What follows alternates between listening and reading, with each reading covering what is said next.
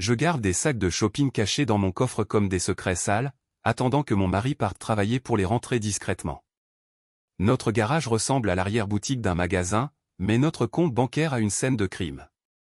Mon mari est comptable gérant des finances d'entreprises multimillionnaires, mais je lui ai caché 63 000 € de dettes de carte de crédit. L'ironie serait drôle si ça ne détruisait pas notre mariage. Je dis à ma fille que ces nouvelles robes viennent de Tata ou de Sol trop bon. Elle a 7 ans et me croit complètement. Apprendre à mon enfant à mentir me brise plus le cœur qu'aucune facture. L'euphorie d'acheter quelque chose de nouveau dure 20 minutes. Puis la honte s'installe, suivie par la panique de cacher les preuves. C'est un cycle épuisant qui dirige ma vie depuis 3 ans. Ma belle-mère a visité et commenté tous nos beaux nouveaux objets. Son sourire fier m'a donné envie de disparaître. La pression culturelle de montrer la réussite nous ruine littéralement. J'ai un système, les nouveaux vêtements vont directement au pressing pour enlever étiquettes et odeurs, puis mélanger aux anciens. Mon mari n'a pas encore remarqué, mais sa confiance s'érode avec chaque secret. Les relevés de cartes de crédit arrivent à mon bureau, pas à la maison. Je les intercepte comme des secrets d'État. Chaque enveloppe semble une brique dans le mur entre moi et mon mari. Mon mari a demandé pourquoi j'étais si distante récemment. J'ai dit que le travail était stressant. Le vrai stress est calculé quand notre maison de cartes financières s'effondrera sur notre famille. J'ai trouvé une offre de carte de crédit dans notre courrier et ai fait une crise de panique. Mes mains tremblaient tellement que je pouvais à peine la déchirer. La peur d'être découverte me détruit physiquement. Ma fille a demandé si nous étions riches parce que nous avons tant de belles choses. Je lui ai dit que nous étions à l'aise, mais le mot semblait un mensonge. Nous sommes à un paiement manqué du désastre. J'ai rencontré Dr Sharma à un événement de réseautage féminin. Elle m'a regardé avec des yeux connaisseurs et dit « Les cernes ne viennent pas du manque de sommeil, n'est-ce pas ?» Elle a vu clair en moi. Dr Sharma a partagé avoir presque perdu son mariage à cause de la dépendance au shopping il y a 15 ans. Entendre l'histoire honteuse d'une autre m'a fait pleurer là à l'événement Hôtel Chic. Elle a expliqué que la dépendance au shopping ne concerne pas les objets, c'est combler des vides émotionnels. Chaque achat était moi essayant d'acheter le sentiment d'être assez. La perspicacité m'a frappé comme un coup physique. Mon premier devoir était calculer ma dette secrète totale. Voir le nombre 63 000 € écrit m'a rendu physiquement malade. La vérité était pire que mes craintes. Je devais avouer à mon mari. La nuit précédente, je n'ai pas dormi du tout. J'ai pratiqué les mots dans ma tête, mais rien ne m'a préparé à les dire à haute voix. La confession fut le moment le plus dur de ma vie. Je lui ai montré les tableurs, les relevés cachés, tout. Son visage est passé de confusion à blessure à dévastation absolue. Il n'a pas crié, juste demandé « Pourquoi ne m'as-tu pas fait confiance ?» Cette question a fait plus mal que toute colère. J'avais brisé la confiance fondement de nos 12 ans de mariage. Nous avons commencé la thérapie financière avec Dr Sharma ensemble. La première session fut surtout silence et larmes.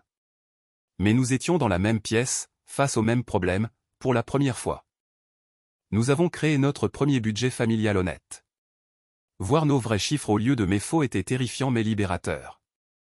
La vérité libère vraiment, même quand ça fait mal. J'ai vendu mes premiers achats cachés en ligne. Regarder ces sacs designer que j'avais cachés aller à de nouveaux propriétaires semblait perdre des kilos de honte. Les objets n'étaient jamais le problème. Mon mari a pris le paiement des factures temporairement. Lâcher le contrôle financier était effrayant, mais nécessaire pour reconstruire la confiance. Chaque facture payée semblait une brique dans notre nouvelle fondation. Nous avons remboursé notre première carte de crédit complètement. Voir ce solde à zéro fut plus satisfaisant qu'aucune euphorie de shopping. Vrai accomplissement versus échappatoire temporaire. J'ai lancé une entreprise secondaire utilisant mes compétences marketing.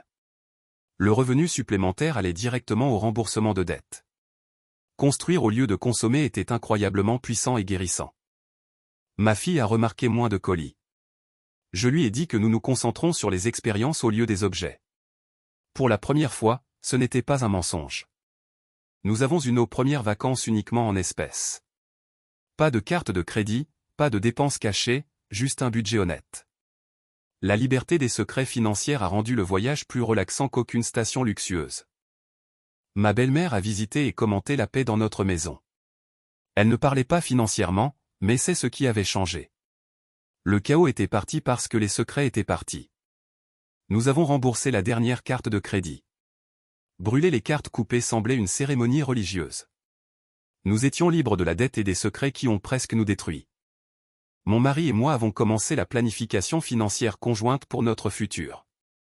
Fixer des objectifs ensemble au lieu de se cacher semblait nous rendre jeunes mariés à nouveau, mais plus sages. J'ai lancé un groupe de soutien pour femmes avec dépendance au shopping.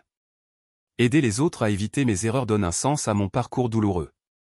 Mon désordre est devenu mon message. Mon coffre de voiture est vide maintenant sauf pour courses et équipements de foot.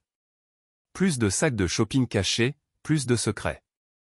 L'espace représente la liberté si durement gagnée.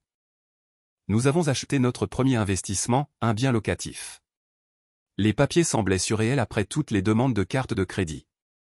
Nous construisons la richesse au lieu d'accumuler des objets maintenant. Ma fille comprend l'argent de façon saine maintenant. Elle voit ses parents travailler ensemble au lieu de se cacher. Le cycle des secrets financiers s'arrête avec sa génération. Dr Sharma et moi nous rencontrons toujours, mais maintenant comme collègues aidant les autres. Elle dit que je suis devenu le mentor dont j'avais besoin il y a 3 ans. L'étudiante est vraiment devenue le professeur. Je chope encore parfois, mais maintenant c'est conscient et dans le budget. Le frisson vient de trouver exactement ce dont nous avons besoin à bon prix, pas de la montée d'adrénaline secrète. Notre mariage est plus fort maintenant qu'avant la crise. Nous avons traversé le feu et en sommes ressortis forgés ensemble. La confiance reconstruite est plus profonde qu'au départ. Nous avons commencé un fonds universitaire pour notre fille. Faire ce premier dépôt a semblé briser des générations de dysfonctionnement financier. Elle héritera de sagesse au lieu de dette. La femme qui cachait des achats a appris que la vraie richesse n'est pas dans les placards pleins, elle est dans les cœurs pleins de confiance et les comptes pleins de sécurité. Les objets se décomposent, mais l'intégrité compose. Maintenant quand les colis arrivent, ils sont attendus et budgétés. La sonnette ne déclenche plus de panique. Notre maison est remplie de paix au lieu de secrets, et c'est la possession la plus précieuse.